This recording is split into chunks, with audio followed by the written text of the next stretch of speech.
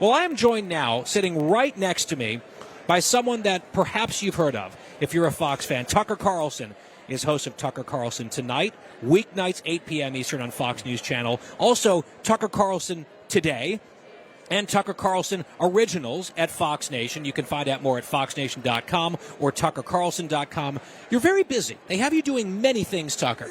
I can't believe I'm on a show sponsored by a Finnish booze company. That is the coolest thing that's ever happened to me. Well, I'm glad that we can be a part of it. I love Finland. I'm actually part Finnish, and the Finns know booze. They do. Yeah, they do. And this has been the most popular alcoholic beverage there for like 70 years. It's like Guinness is to Ireland as long drink is to Finland.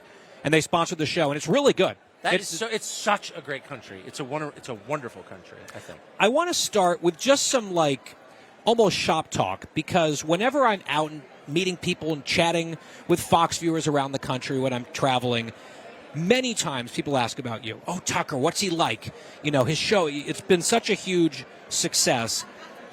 It got me thinking, because you've been in this business for a while now. You've been at CNN and Crossfire. 26 years. The Bowtie Days and MSNBC, of course, and at Fox, different roles here at Fox. Yeah. And now this primetime show that has just been like a rocket ship, this massive success. Not taking anything away from your prior successes at other networks and other shows, what is it about this show that you think has catapulted it to the level that it is? What's unique about it? Well, I don't have any sense of, I'm the least self-aware person in the world by design. I think self-awareness leads to self-obsession, which leads to self-pity, which leads to misery. So I really try not to think about myself. But if I'm being completely honest about it, I think it's pretty simple. Like, I've hosted a lot of shows on multiple networks, and it really depends on the network. You know, if you're hosting a show on a channel that nobody watches, then nobody's watching. You know what I mean? It's like you host a show on Fox right now and speak to relevant issues, you can't but help get a big audience. And that's kind of... So I'm not being falsely modest. I'm being sincere because I've lived it. I think it really has a lot to do with, the 8 p.m. show on Fox is just an amazing piece of real estate. I know that personally I'm 52, so I've really kind of run out of any interest at all in what liars say. So, for example, 20 years ago, if someone had ever called me a white supremacist, I think I would have been paralyzed with horror, because that's an awful thing to call someone. It's an awful thing to be, and I'm, of course, not. But now I've realized, just having grown older, that the people saying that don't mean it at all. The first time someone called me that, I went on TV and said, no, actually, I've got really pretty liberal racial views. I think we're all the same. Everyone's created by God. I'm a Christian. I think we have identical value. And I really mean that. And I do think that. And so I hope this clears it up. He's a white supremacist. And that's when I realized they don't care what you say. No, there's no point in clearing There's no point, right? So the only reason they're saying that is in order to control you through fear. And I'm just old enough that I'm not at all afraid. I know exactly who I am. I have weaknesses. That's just not one of them. Now, if they call me out one of my weaknesses, if they're like, wow, like what? I don't know. We noticed that you gain and lose 50 pounds a year. Like, maybe you could get your, snacking under control. That would probably hurt my feelings a little bit, because that's totally real. What's your worst, guilty pleasure snack? Shit. I mean, I'll eat anything bad. I think partly it's just a lack of self-control. Or, I write a lot. That's essentially my job, is to write. And so I think when, you're totally absorbed in writing something every day, you kind of give yourself permission in a very self-indulgent way to eat crappy food, and that's whatever. I mean, it's just, and part of it is just laziness, rather than make a meal or go find a meal. If someone were to put a bunch of Fig Newtons in my house, I'd probably eat them. It's like, here they are. Right. So but that's like an actual fault. Or sometimes I get mad, I have a temper. That's a totally fair criticism, and I take that seriously. But the other criticisms that are not real at all, they're not even close to real, I sincerely don't care. I just don't care. So that's a strength. If you don't care, and that means you can't. They don't have a leash on you. They're not controlling you. But they try, of course. And there's this whole almost cottage industry. There's a whole group of people devoted, seemingly, to criticizing you and trying to get you fired and canceled every day. Do you ever think about them when you're planning the program, even to give them middle fingers on a nightly basis? No, or do you not think about it's funny. Them? If you knew how cut off I was by design, I don't think anyone would actually really believe it. But I lead a very different kind of life. I'm not interested in participating in that. I don't like the internet. I think technology is, for the most part, poison. I'm for MRIs, Okay. I'm for chemotherapy. But in general, technology has not liberated us. It's enslaved us. and it makes people unhappy, and it divides them from each other, and I just don't participate. I don't like the internet at all, and I don't go there. I don't do social media. I hate social media. So how do you build a nightly show if you're cut off to some extent? Through text message. With your team? No, with hundreds of people. So I get daily texts from probably a couple hundred at least people I know around the country, world really, who I've known for a long time, who've got good judgment, who are in different worlds, living different kinds of lives, who send me stuff. And that's the primary way that I understand the world. And it's almost like having a team of I know this sounds very weird, but it's 100%. Ask anybody who works with me. It's true. And then in my private life, I really try and read books. I think the internet is so misleading.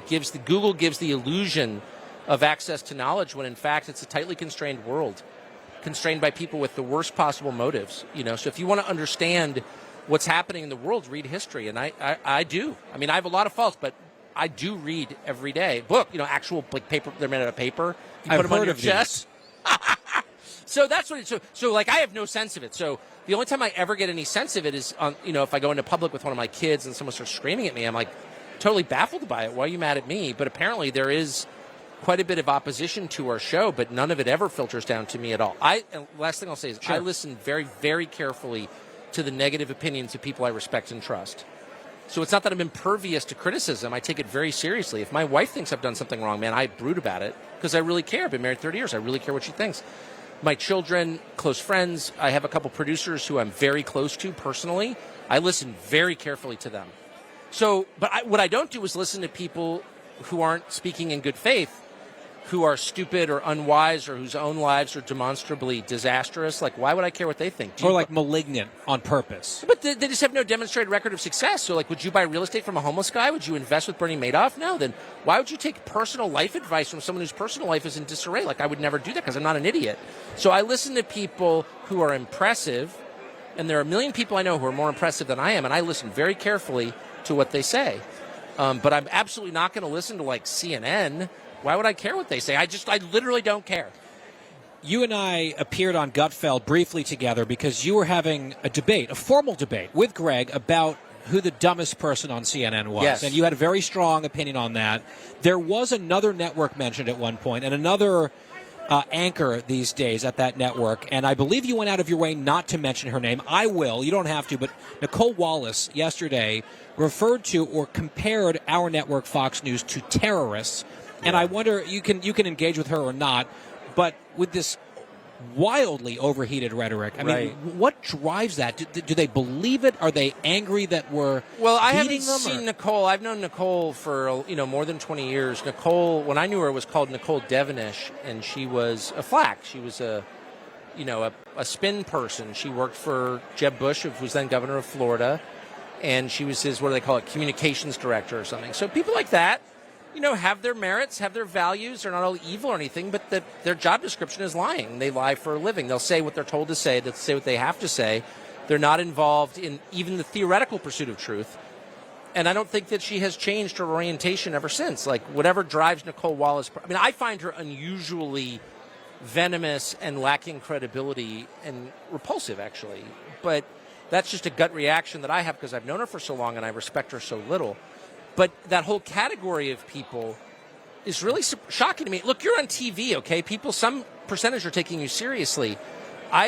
In my show, I'm afraid of what's happening in a lot of ways to the country, and I say that. And I know that probably freaks people out.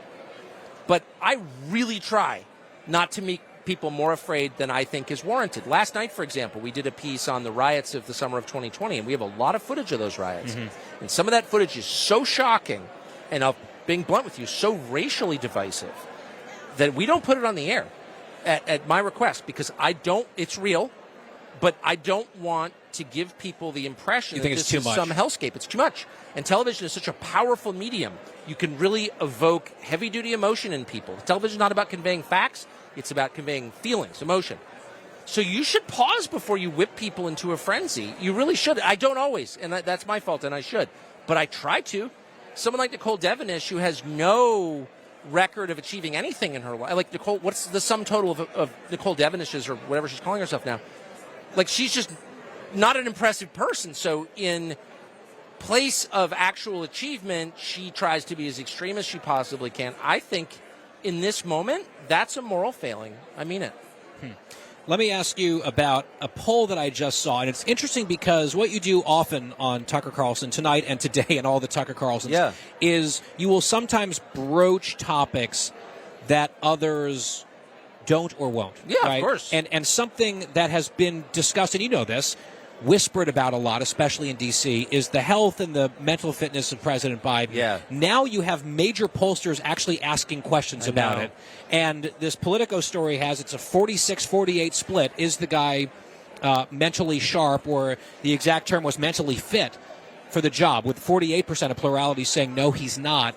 It's interesting to see that conversation, which was very hush, sort of off limits for quite some time, starting to bubble up a little bit more openly. I wonder what your thoughts are on that. Well, I'm so divided internally on the subject. I have such mixed feelings about it because, yes, he is going senile, obviously. But just to tell you, I know that I've known Joe Biden for 30 years. I always liked Joe Biden for whatever it's worth. Very warm person. Never agreed with him, but I never hated him at all. I always liked Joe Biden. I know a bunch of members of his family, and a couple of them very well. And I knew for a fact that certain members of the family were very concerned about his cognitive ability. They didn't expect him to get the nomination. Nobody did. And he got it, and they were freaked out about it. I'm not speculating. I know that for a fact. So I knew that the family believed he was in cognitive decline. So there's that, and that's news. That's news. On the other hand, I'm a human being. I'm 52. I hope I make it to 78. I think there's nothing sadder than someone losing his mind. I think that I've seen it with relatives. Of course, people you really love. Yeah. I respect old people. That's the other thing. I just instinctively respect old people. They've been around longer. I aspire to be old. Yeah, exactly. Right? Thank you. Nicely put. I aspire to be an old person. And so to mock a man's senility is I'm not going to do that. I probably have because I've violated a lot of my principles in the heat of the moment, but I try not to. I don't want to be that guy. I want to treat old people with respect, even if I, abhor what they're doing. And so I'm not coming out every night saying he's a vegetable. Well, first of all, he's not a vegetable, but he is in decline. Look, pull up tape from Joe Biden 4 years ago. It's a totally different man. So everybody knows it. I would just say as a political matter, I felt that his obvious, whatever you want to call it, the fact he was slowing down was one of the reasons he got elected because he seemed non-threatening. Mm-hmm. So he might be a little punchy. He's clearly not in his game. Whatever however but you kind want of to safe, that. normal. Safe. Thank you. That's the word, safe. And I got that. I totally understood that. I know why people voted for Biden. I definitely do. I'm not mocking them for voting for him. They were exhausted by Trump. They're not ideological. They didn't think about the ideas that Biden represents or that Trump represents. They're just like, Trump is freaking me out. I need to get to something calm. And that's why they voted Biden. I understand it. What we didn't understand is that Biden would be immediately taken over and used as a vessel by people who really have a hard ideological agenda that is... Yeah. How safe is it feeling right now? Not at all. And, if Biden had come in and done things I disagree with, raised taxes or kept troops in Syria, I would have complained about it because I don't agree with those things. However, I wouldn't have been afraid. If he had made good on his promise to try to unite the country, not demonize whole segments of the population on the basis of their vax status.